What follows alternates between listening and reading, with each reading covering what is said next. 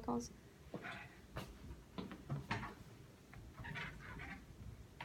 Bonjour chers téléspectateurs et téléspectatrices et bienvenue à l'Argumentation, une émission où nos experts discutent de divers sujets de controverse. Aujourd'hui au programme, les immigrants. En effet, ce sujet d'actualité est très discuté de nos jours au Canada puisque notre pays accueille plusieurs milliers d'immigrants. À chaque année, environ 250 000 immigrants viennent au Canada, ainsi que 150 000 immigrants deviennent citoyens et citoyennes canadiennes. De plus, le Canada est un des pays avec le plus haut taux de réfugiés venant de divers endroits, comme l'Afrique ou bien le Moyen-Orient ou les pays de l'Amérique latine.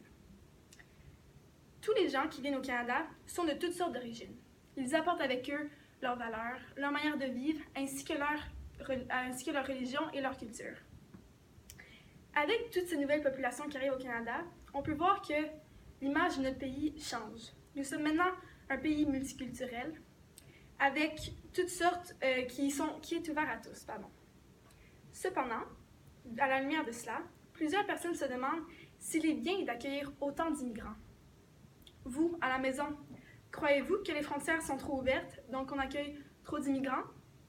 Heureusement, aujourd'hui, nous avons deux expertes, Émilie Markiewicz, une avocate du gouvernement, qui, elle, s'oppose fermement à l'accueil des immigrants, ainsi que Geneviève Pépin, une travailleuse sociale, qui, elle, pense que c'est une très bonne chose d'accueillir les immigrants. Donc, pour commencer, je donnerai la parole à Geneviève, qui peut expliquer son point de vue. OK.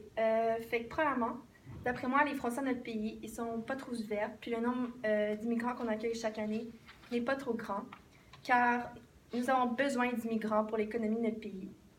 En effet, le bénéfice économique que représente l'immigration est non négligeable. Même les économistes ils s'accordent sur ce sujet pour dire que l'immigration a un impact nettement positif sur l'économie, puisqu'un immigrant qui vient travailler va avoir besoin de se loger, de se nourrir et de s'habiller. Très bien. Émilie? Donc, vous dites que les immigrants ici, ils viennent justement pour travailler afin de pouvoir se loger, se nourrir et s'habiller. Mais, dans le fond, ils arrivent avec des attentes envers le Canada en pensant qu'ils vont se faire embaucher sur le champ, juste comme ça. Mais, la plupart du temps, ils n'obtiennent pas ils n'obtiennent pas l'emploi qu'ils désiraient parce qu'ils n'ont pas un diplôme approprié pour notre pays, ils ne savent pas parler le français ni l'anglais, donc ils ne peuvent pas se débrouiller au travail.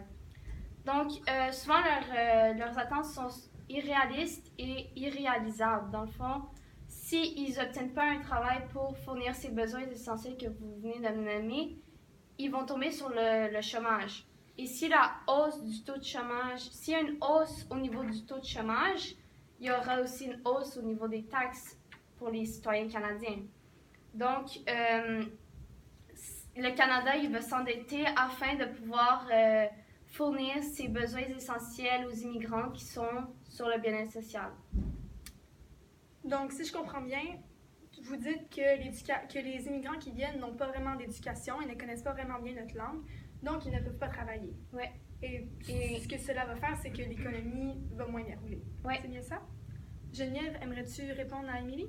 J'aimerais vous répondre en amenant une nouvelle idée. Alors, présentement au Canada, il y a un consensus politique très favorable à l'immigration. Alors, en effet, en 2015, seulement 38% des Canadiens et encore moins de Québécois étaient d'avis qu'il y avait trop d'immigrants au pays. Alors, un sociologue spécialiste de l'immigration, le professeur Jeff Reed, de l'Université de Toronto, juge que le consensus il repose sur deux piliers. Fait que, premièrement, la conviction que le pays tire des grands avantages économiques de tous les nouveaux immigrants qui arrivent au pays. Puis, deuxièmement, un engagement moral en faveur de la diversité culturelle. Alors, si tant de gens sont d'accord avec l'immigration, pourquoi est-ce qu'on changerait les choses au pays? Dans le fond, vous dites que c'est seulement 38% des gens au Canada qui sont contre l'immigration. Par contre, ce qu'ils ne réalisent pas, ceux qui sont pour l'immigration, ce qu'ils ne réalisent pas pour l'instant, c'est que oui, c'est peut-être bien de maintenant, en ce moment, tout va bien au Canada, mais il faut penser quand même au futur du Canada parce que il y a des statistiques qui prouvent que l'immigration, elle représente 12,6% de la population totale. Donc, et en plus, leur nombre et leur poids au sein de la population, elle augmente à chaque année. Donc, on n'arrête pas d'accueillir de plus en plus d'immigrants, mais ça ne va jamais prendre fin. Alors, on va se ramasser dans même 5 ans à peu près, on va se ramasser avec tellement d'immigrants qu'on ne saura plus faire, puis on va se perdre en tant que pays. Alors, on pourrait même... moi, j'ai peur en ce moment parce qu'on peut se ramasser comme en Europe en ce moment où ils ne savent plus quoi faire avec les immigrants tellement qu'il y en a trop et cela crée des tensions politiques et économiques. Donc, on peut prévoir la même affaire pour le Canada si on continue à avoir des frontières aussi ouvertes. OK, je comprends ce que vous voulez dire. Mais par contre, accueillir beaucoup d'immigrants, ça fera en sorte que le Québec ne disparaîtrait pas, dû à un taux de natalité trop bas et à une population vieillissante. Parce que le Québec est un pays industriel moderne et tous les pays industriels modernes ont besoin d'immigration comme pour survivre. Parce en effet, genre autrefois, c'est les esclaves qui étaient nécessaires. Et de nos jours, c'est les immigrants qui vont répondre aux besoins économiques et démographiques du pays. Alors, bref, genre, sans immigration, on n'est pas viable, tout simplement. Donc, ce que tu cherches à dire, en fait, c'est que le Québec, on vit dans un endroit où est-ce qu'il n'y a pas beaucoup de taux de natalité et notre population est très, très vieille. Donc, avec tous ces immigrants qui arrivent, nous allons pouvoir sauver le Québec d'une potentielle pente fatale. Disparition. Mais c'est juste que on se reproduit pas assez vite. Exactement. C'est ça. Exactement. Émilie?